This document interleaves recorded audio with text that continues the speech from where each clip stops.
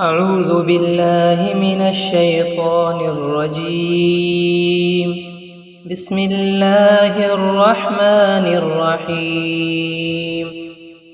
والطور وكتاب مسطور في رق منشور والبيت المعمور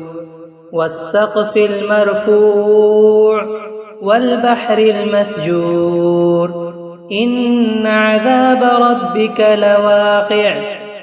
ما له من دافع يوم تمور السماء مورا وتسير الجبال سيرا فويل يومئذ للمكذبين الذين هم في خوض يلعبون يوم يدعون إلى نار جهنم دعا هذه النار التي كنتم بها تكذبون أفسحر هذا أم أنتم لا تبصرون اصلوها فاصبروا أو لا تصبروا سواء عليكم إنما تجزون ما كنتم تعملون إن المتقين في جنات ونعيم فاكهين بما آتاهم ربهم ووقاهم ربهم عذاب الجحيم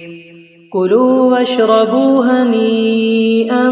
بما كنتم تعملون متكئين على سرر مصفوفة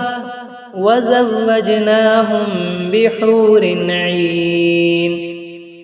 والذين آمنوا واتبعتهم ذريتهم بإيمان ألحقنا بهم ذريتهم وما ألتناهم من عملهم من شيء كل امرئ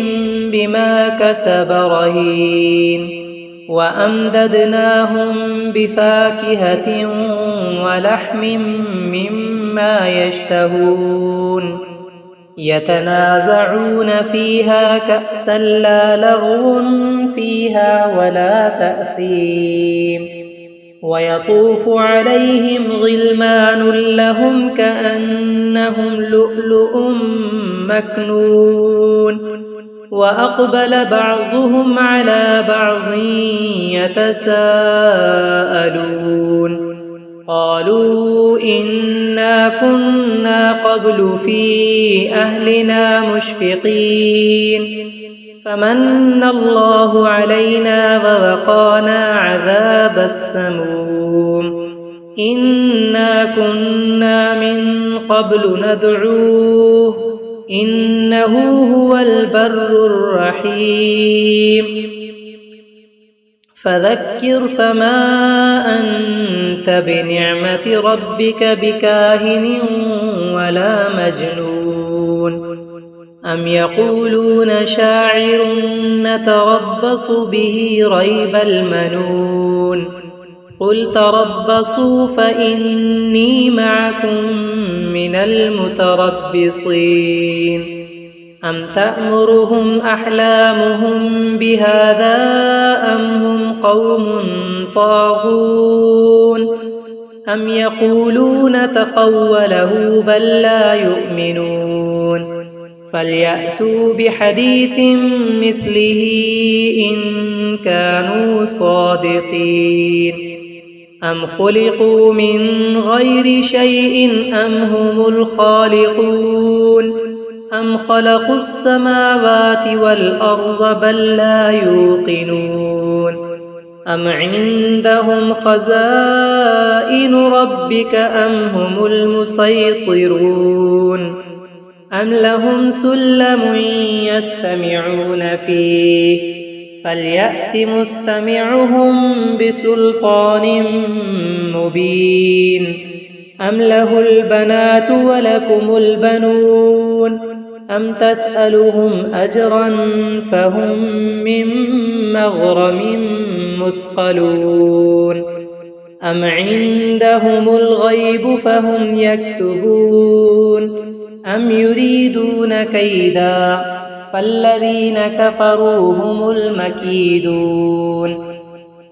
أم لهم إله غير الله سبحان الله عما يشركون وإن يروا كسفا من السماء ساقطا يقولوا سحاب مركوم فذرهم حتى يلاقوا يومهم الذي فيه يصعقون يوم لا يغني عنهم كيدهم شيئا ولا هم ينصرون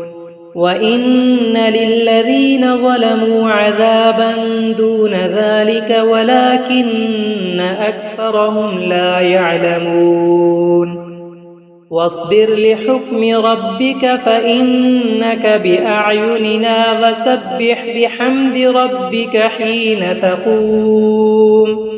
ومن الليل فسبحه وإدبار النجوم